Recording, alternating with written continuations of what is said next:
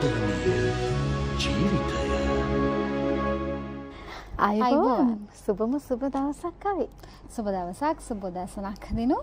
අපි ආදරණීය ජීවිතයේ වැඩසටහන හොන මේ විදිහට ආරම්භ කරන්න සූදානම් වෙලා ඉන්නවා. මේ හැම දවසක්ම හැම මොහොතක්ම අපි අලුත් විදිහට හිතන්න පුරුදු වෙනවා නම් හරි අපූර්වයි. දැන් මේ දවස්වල තියෙන ටිකක් රටේ තියෙන ප්‍රශ්නත් එක්ක නේද සමහර වෙලාවට උදෑසන ආරම්භයේම කලකිරුණු මූණකින් තමයි මේ ගෙදරින් එළියට බහින්න. නමුත් හිතන්න හැම දෙයක්ම අපි සුබවාදී විදිහට හිතලා අපේ ජීවිතේ වැඩ කටයුතු ටික අපේ දවසේ එදිනදා ජීවිතේ වැඩ කටයුතු ටික අපි සාර්ථක කරගන්න කොහොමද උත්සාහ කරමු. බලන්න කවි හරි ලස්සන අදහසක් අපිට දුන්නා. ඉතින් ඒ නිසාම ඔන්න සුබවාදීව හිතන්න ජීවිතේට ප්‍රශ්න එනවා ගැටලු වෙනවා ඒක සාමාන්‍ය දෙයක් නේද කවි. දැන් මේ අද ආදරණීය ජීවිතේ මෙහෙම ආරම්භ කරනකොට කවි අද දවසේ පෙළ ගැස්ම ගැන අපි චුට්ටක් කතා කරත් මේ මොන වගේ වෙනස් වීමද තියෙන්නේ කියන දේත් ඔබ දැනගන්න කැමතිද? අනිවාර්යයෙන්ම දිනු. දැන් ආදරණීය ජීවිත ගැන කතා කරනකොට කාන්තාවට අපි විශේෂ තැනක් ලබා දීලා තියෙන නිසා ඔන්න කාන්තාව ඔබට වැදගත් වෙන කරුණු කාරණා සම්බන්ධයෙන් කතා බහ කරන්න බලාපොරොත්තු වෙනවා. තව ලස්සන වෙන රහසකුත් තියෙනවද? තියෙනවා. විශේෂයෙන්ම අපි හැමෝම කැමති හැමදාමත් තරුණ විදිහට තරුණ පෙනුම රැකගන්න. ඒ සඳහාත් අපි කතා බහ කරන්න සූදානම්. මේ වගේ මේ සින්දු අහන්න කැමති අය, ගී රස විඳින්නට කැමති අයටත් ඔන්න ලස්සන ප්‍රෝග්‍රෑම් එකක් ලස්සන විශේෂාංගයක් අපි සූදානම් කරලා තියෙනවා කියලාත් මතක් කරන්න ඕනේ. ඔන්න ඔය විදිහට තමයි නේද අපි අද දවසේදී ඔබ වෙනුවෙන් ලෑස්ති කරලා තියෙන බොහෝ දේවල් මේ දේවල් ඇතුලේ ඔබට ප්‍රයෝජනවත් වන දේවල් තමයි අපි කතා බහ කරන්නේ. එහෙනම් කවේ අපේ සුබ දවස විශේෂාංගයට යමුද? අපි එහෙනම් සුබ දවස විශේෂාංගයට යමු.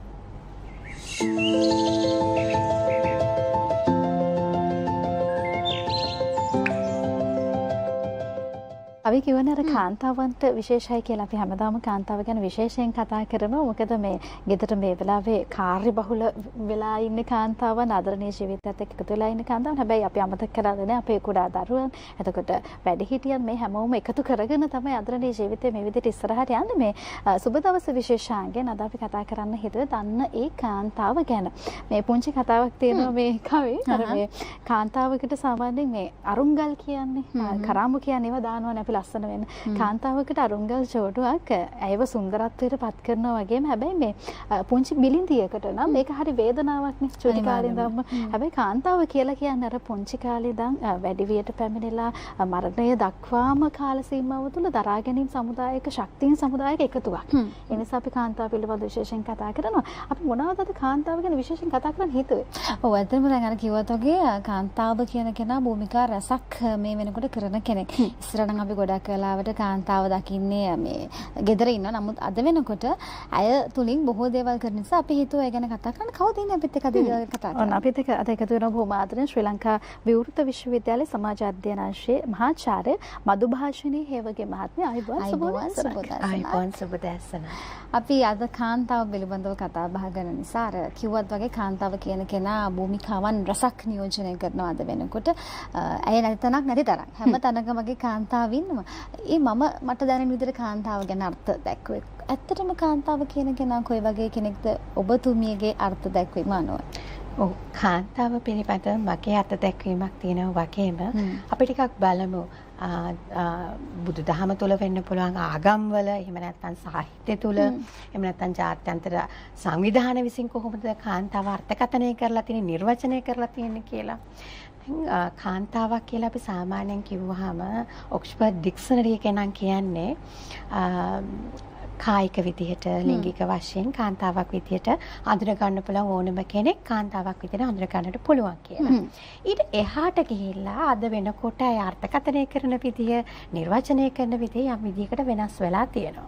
ඒතර යුරෝපියන් ජෙන්ඩර් ඉන්ස්ටිටියුට් එකේ අය හඳුන්වලා තියලා තියෙනවා අර කායික සහ ලිංගික වශයෙන්ම කාන්තාවක් විදිහට අඳුර ගන්න වගේම කාන්තාවක් කියලා තමන් අඳුර ගන්න කෙනෙක් වුණත් කාන්තාවක් විදිහට අර්ථ දක්ව ගන්න පුළුවන් කියලා සඳහන් කරනවා.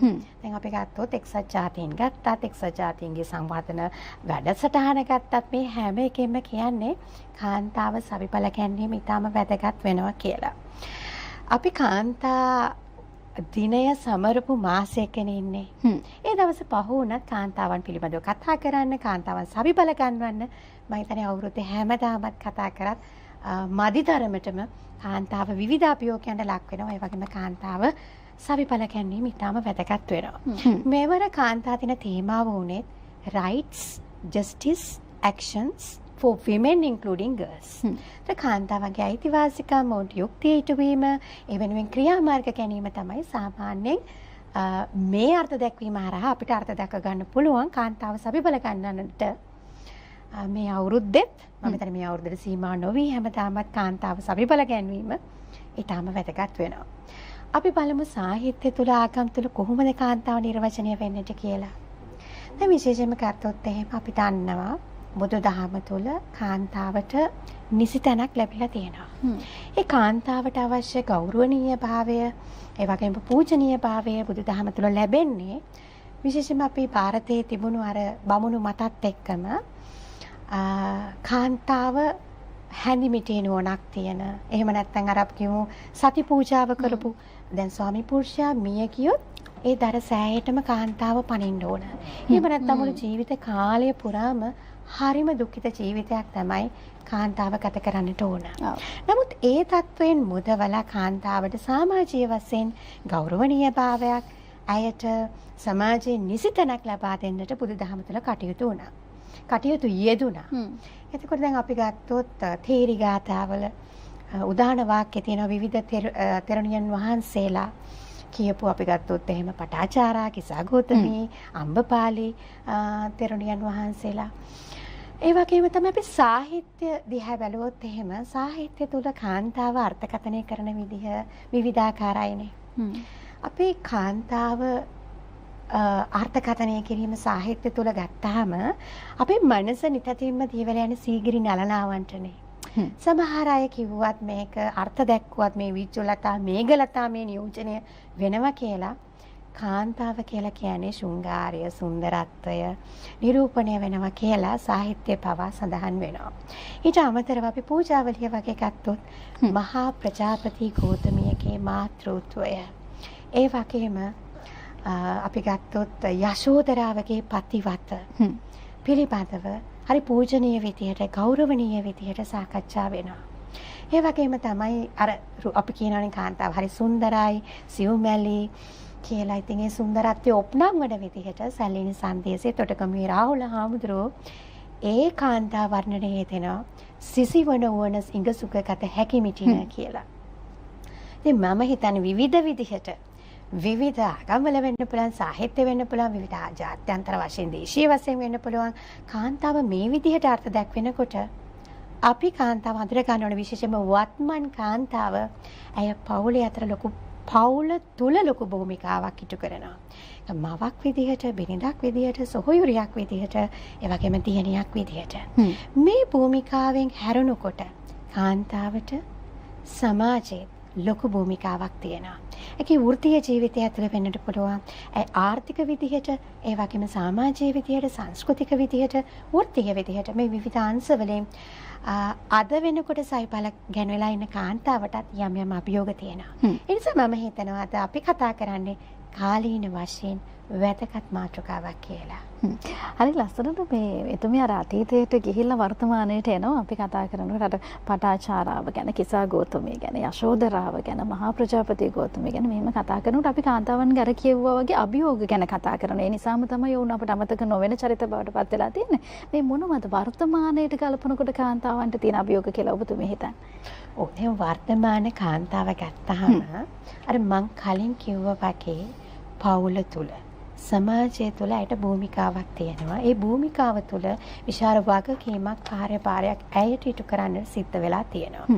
කාන්තාව වර්තමානයේ මුහුණ දෙන ගැටලු පිළිබඳව අපි සාකච්ඡා කරනකොට එක්සත් ජාතීන් විසින් ඊටම මෑතකදී කරපු පර්යේෂණයකින් හොයාගෙන තියෙනවා විශේෂයෙන්ම කාන්තාව 3 දෙනෙක්ගෙන් එක්කෙනෙක් ගත්තොත් ගෘහස්ත හිංසනයට ලක් වෙනවා කියලා. ඒක කායික වෙන්න පුළුවන්, මානසික වෙන්න පුළුවන්, වාචික විදිහට වෙන්නත් පුළුවන්. විවිධ ස්වරූපයෙන් මේ කාන්තාවන්ට හිංසනයට ලක් වෙන බව තමයි මේ පර්යේෂණයෙන් හොයාගෙන තියෙන්නේ. අනිත් කාරණාව තමයි අපි කාන්තාව ගත්තාම කාන්තාව අපි ගත්තොත් වෘත්තීය කරන ස්ථානයේ වෙන්නට පුළුවන්. මහමගදී වෙන්නට පුළුවන්. ඇයට යම් යම් අවස්ථාවල විවිධ හිරිහැරයන්ට භාජනය වෙන්න සිදුවෙන අවස්ථා තියෙනවා. මේ පර්යේෂණයම කියනවා අයට පොදු ප්‍රවාහන සේවාවන් වල විශේෂයෙන්ම Taman වෘත්තීය කරන ස්ථානවල විවිධ හිංසනයන්ට ලිංගික හිංසනය සහ ලිංගික අපි කිව්වොත් එimhe abuse වෙනවා කියලා මේ sexually ඒකත් ඇතුළුව විවිධ ප්‍රශ්න වලට මුහුණ දෙන්න වෙනවා. එතකොට තමයි සවුත් ඒෂියාවල හැම අවුරුද්දකම ප්‍රෙස් ෆ්‍රීඩම් රිපෝට් එකක් නිකුත් වෙනවා.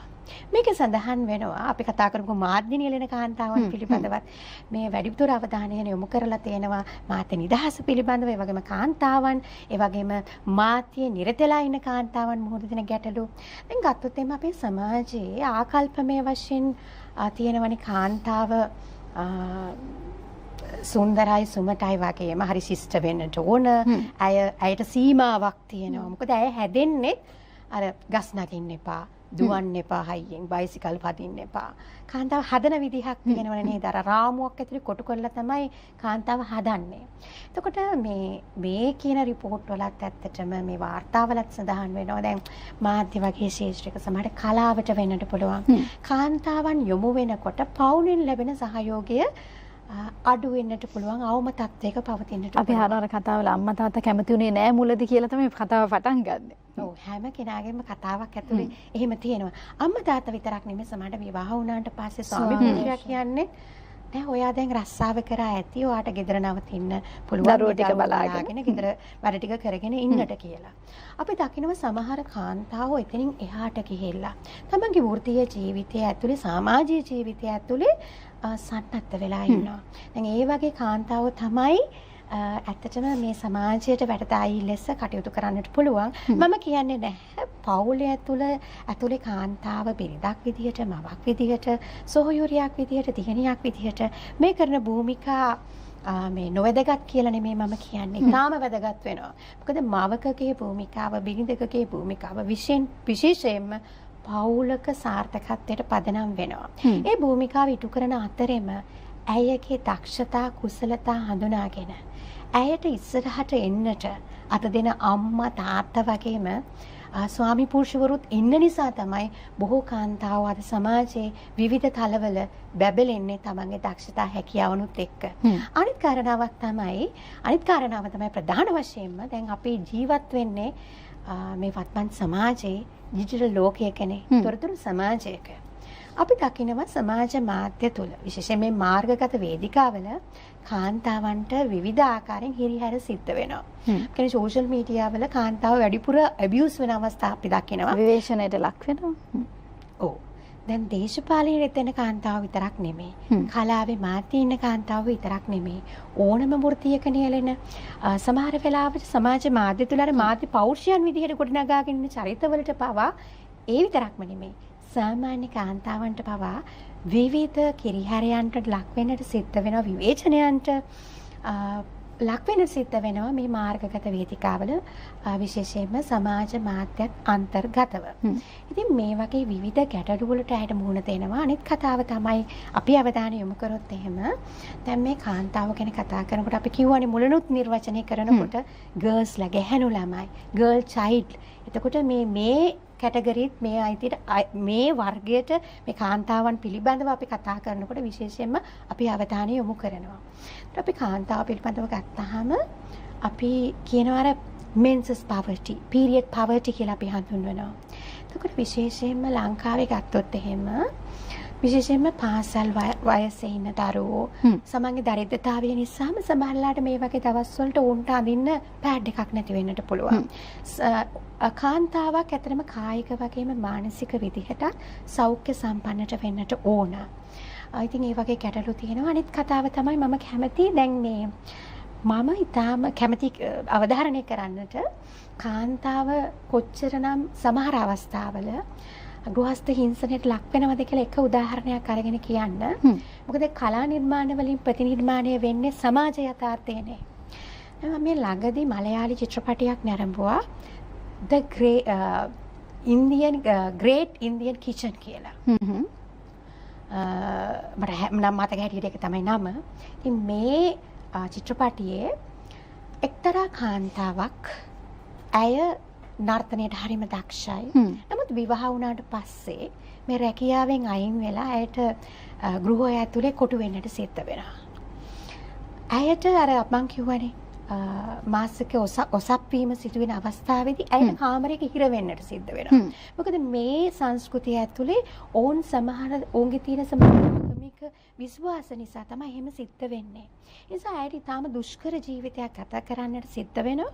ඒකට ඇය ඒ පෞල් සංස්ථාවෙන් ඉවත් වෙලා ඇගේ නිදහස හොයාගෙන යනවා. ඇයව හොයාගෙන යනවා. නිසා මේ වගේ කතන්දර වලින් මේ වගේ සාහිත්‍ය නිර්මාණ වලින් ප්‍රතිනිර්මාණය වෙන්නෙම කාන්තාව ඇත්තම ජීවිතේ මුහුණ දෙන විවිධ අභියෝගයන්ම තමයි.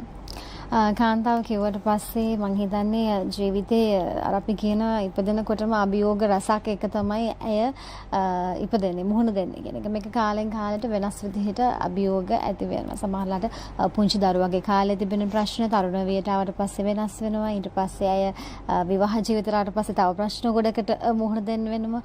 අම්මා කෙනෙක් වුණාට පස්සේ තව ප්‍රශ්න එනවා ඇයට. ඊට පස්සේ රැකියාවත් එක්ක මේ දේවල් කොහොමද අපි කියන අර බැලන්ස් එකේ කරගන්නේ කියන ප්‍රශ්න. එතකොට මේ භූමිකා රසක් කරන අය අපි භූමිකා දෙකක් ගැන කතා කරමුකෝ. ගෙදර තමන්ගේ දරුවෝ සහ ඒ පවුලත් එක්ක ගත කරන එකත් රැකියාවත් එක්ක ගත කරන ජීවිතත් ගත්තාම මේක හාත්පසින්ම දිනුවා අපි කියන දෙකක්. එතකොට මේක බැලන්ස් එකේ කරගන්න එක තමයි මම හිතන්නේ අමාරුම කාරණේ. සමහර වෙලාවට ගෙදර ප්‍රශ්න ඔෆිස් එකට යන්න පුළුවන්. ඔෆිස් එකේ ප්‍රශ්න ටික ගෙදරට ගෙනවොත් එතන දරුවෝ සහ ස්වාමි පුරුෂයා අතර ප්‍රශ්නත් වෙන්න පුළුවන්. කොහොමද මේ දෙක හරි විදිහට අපි කළමනාකරණය කරගන්න අවශ්‍ය වෙන්නේ? කළමනාකරණය කර ගැනීම, සමබර කර ගැනීම, වෘත්තීය ජීවිතයත් පෞල් ජීවිතයත් අතරම කාන්තාවට අභියෝගයක්. ඒක ලේසි පහසු දෙයක් නෙමෙයි. මොකද එදා තිබුණ එක්ස්ටෙන්ඩඩ් ෆැමිලි එක ඇතුලේ මේ ස්වාමි පුරුෂයා භාර්යාව දරුවෝ හිටියා. දැන් අද නම් ඉන්නේ එක්කෙනයි දෙන්නයි වැඩි මුණු 3යි 4යි. නමුත් එදා පෞල් සංස්ථාව තුළ දරුවෝ ගොඩක් හිටියා. ඊට අමතරව ඒ වගේම සීයා ආච්චි ඊට අමතරව තව නෑදෑයෝ මේ ගෙදර හිටියා. නමුත් ඒ පෞල් සංස්ථාව අද වෙනකොට වෙනස් වෙලා තියෙනවා. කාන්තාව මවක් විදිහට, බිරිඳක් විදිහට විශේෂයෙන්ම මේ භූමිකා පවුල තුළ ඉටු කරනවා වගේම ඇය අධ්‍යාපනයෙන් වෘත්තීයභාවයෙන් සන්නද්ධ වෙලා තියෙනවා. මේ සන්නද්ධ වීම තුළ කාන්තාවකට සිද්ධ වෙන ඔබ කිව්වා වගේ අර වෘත්තීයභාවය සහ තමන්ගේ පවුල කළමනාකරණය කරගන්න, සමබර කරගන්න තමන්ගේ වගකීම්, කාර්යභාරය වගේම භූමිකාව. ඒ තුළ තමයි කාන්තාව විවිධ අභියෝගයන්ට මුහුණ දෙන්නේ. දැන් එදා කාන්තාව මොන ප්‍රශ්න පවුලේ තිබුණත් ලොකු ඉවසීමකින් ඒවා තරාගෙන පෞල් සංස්ථාව රැකගත්තනේ. මම අද කාන්තාවන්ට කියන්නේ නෑ, කියනවා නෙමෙයි ඔවුන්ට ඉවසීම නෑ කියලා. නමුත් කාන්තාවට වෘත්තීය ජීවිතය තුළ ඇය හරි කාර්යබහුලයි. ඒ අතරින්ම තමයි තමන්ගේ භූමිකාව, කාර්යභාරය, වගකීම පෞල තුළ ඉටු කරන්නේ. මේ වගකීම පෞල තුළ ඉටු කරද්දී ඇයට ලොකු දරා ගන්නට සිද්ධ වෙනවා. අර ගීතයකත් කියනවනේ වැඩ ඇරී තමයි ගැහණු වැඩට යන්නේ. ඇයට සිද්ධ වෙනවා උදේ පාන්දර නැගිටලා මේ හැම කාර්යයක්ම කරලා වෘත්තියට ගිහිල්ලා ආපහු ඇවිල්ලා තමන්ගේ ස්වාමි පුරුෂයාගේ වගේම දරුවන්ගෙත් වැඩ කරන්නට. ඒක හරිම කාර්යබහුලයි. ලොකු ඇයට අවශ්‍ය වෙනවා ඒ නිසාම ලොකු මානසික කායික ආරක්ෂාවක්, සුරක්ෂිතතාවයක් ස්වාමි පුරුෂයාගෙන් වගේම පවුලෙන් ලොකු ඇයට උදව්වක්, සහයෝගයක් ලැබෙන්නට ඕන මේ සමබර භාවය පවත්වාගෙන යන්නට. මේ අපි ගත්තම අද කාන්තාව අධ්‍යාපනික වශයෙන්, වෘත්තීය වශයෙන් සවිඵල ගැන්වෙන්නකොට අර ඉවසීම කියන දෙයටත් එහාට ගිහිල්ලා කාන්තාවට සිද්ධ වෙනවා සමහර අභියෝගයන්ට මුහුණ දෙන්න. ඒ තුල සමහර වෙලාවට අපි දකිනවා කාන්තාව වගේම පුරුෂයාත් දික්කසාදේ වගේ තීරණවලට යන අවස්ථා අපි දකිනවා. අද ගත්තොත් එහෙම අපි ඔය සංඛ්‍යාලේඛන දෙපාර්තමේන්තුවේ වාර්තාවලට අනුව අපි 2015 ඉඳලා 2025 දක්වා ගත්තොත් අවුරුදු 5න් 5ට මේ දික්කසාද වෙන ප්‍රමාණය ඒ තියෙන ප්‍රතිශතය වැඩි වෙලා තියෙනවා. ඒ වගේම තමයි දරුවෝ හදන ප්‍රමාණය අඩු වෙලා තියෙනවා. මේක ආර්ථික අර්බුදය නිසා වෙන්නට පුළුවන්, විවිධ අර්බුදයන් නිසා වෙන්නට පුළුවන්. මේ දරුවෝ හදන ප්‍රමාණය අඩු වෙලා තියෙන්නේ. ඔය කියන්නේ උපත් සිදුවීම අඩු වෙලා තියෙන්නේ. අනිත් එක මේ තාරුණ්‍ය ගැන කතා කරනකොට ඔවුන් විදේශගත වෙනවා. සමහරට ඔවුන් හිතනවා නෑ මට ස්වාධීනව ඉන්ඩිපෙන්ඩන්ට් ජීවත් වෙන්නට පුළුවන්. මට පවුලක් අවශ්‍ය වෙන්නේ නැහැ විවාහ වෙලා දරුවෝ හදන්නට. සමහර විවාහ නොවී දරුවෙක් කරන් හදා ගන්නවා. ඒකට සිංගල් මම් කියන concept එක ඇවිල්ලා තියෙනවා. ඒකට මේ කාන්තාවගේ භූමිකාවත් කාර්යභාරයත් මේ හැමදේම අර අපි කිව්වේ රැඩිකල් විදියට වෙනස් වෙලා තියෙනවා. ඉතින් මම හිතනවා අර වෘත්තීය භාවය ඇතුලේ කාන්තාවත් විවිධ අභියෝගයන්ට මුහුණ දෙනවනේ. අපි කිව්වා සමහර වෙලාවට සෙක්ෂුවලි ඒගොල්ලෝ ඇබියුස් වෙන අවස්ථා අපි දකිනවා. ඉතින් වෘත්තීය වශයෙන් අපි ගත්තොත් එහෙම අපි දකිනවා පන්තියේ පළවෙනිය වෙන්නේ කාන්තාවක් ගෑනු ළමයෙක්. ඒ වගේම අපි දැන් යුනිවර්සිටි එකට ගත්තොත් එහෙම වැඩි ලකුණු ගන්නෙත් ගෑනු ළමයෙක්. නමුත් අපි ගත්තොත් අපි දැන් කළමනාකරන ශාස්ත්‍රයට ගත්තත් එහෙම නැත්නම් පොසිෂන්ස් ගන්න ඇඩ්මිනිස්ට්‍රේටිව් පොසිෂන්ස් දරන කාන්තාව ගත්තොත් එහෙම පුරුෂයාට සාපේක්ෂව අඩුයි. නමුත් එදාට වඩා කාන්තාව මේ වගේ තනතුරු වල ඒ වගේම ව්‍යවසායකත්වය තුළ ව්‍යාපාරවල ආර්ථිකයන් වල ඒ වගේම සංස්කෘතික විදිහට කලාවට මාධ්‍යට යොමු වීම වැඩි ප්‍රවණතාවක් තියෙනවා. ඉතින් ඒ කොහොම ගත්තත් කාන්තාවට යම් යම් අභියෝග වලට මුහුණ දෙන්න වෙනවා කියලා අපිට විවිධ උදාහරණ මගින් සනාථ කරගන්නට පුළුවන්. නමුත් කාන්තාව ගෞරවණීය වෙන්නේ පවුල තුළ වගේම තමන් සමාජ ජීවිතය තුළ විශේෂයෙන් වෘත්තීය ජීවිතය තුළ තමන්ගේ වගකීම් කාර්යභාරයන් මේ හැම එකක්ම හරිම වගකීමෙන් සමබරව කළමනාකරණය කරගත්තොත් තමයි.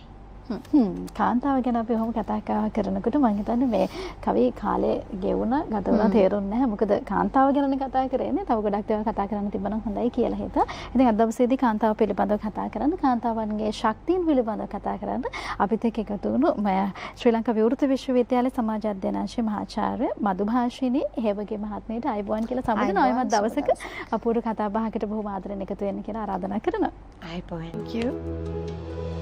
හිමිදිරියේ හිරු කිරණ අතරින් පිනිදිලිසේ මද පවනේ ඒ සිසිලේ සිත සැනසිල්ලේ සිතුවිලි නිදැල්ලේ ජීවිතයේ ආදරයමෝලියවේ ආදරණීය ජීවිතය. දිනපතා අලුත් වීඩියෝ සහ ප්‍රවෘත්ති නැරඹීමට ඉහත බටන් එක ක්ලික් කර සියත TV සබ්ස්ක්‍රයිබ් කරන්න.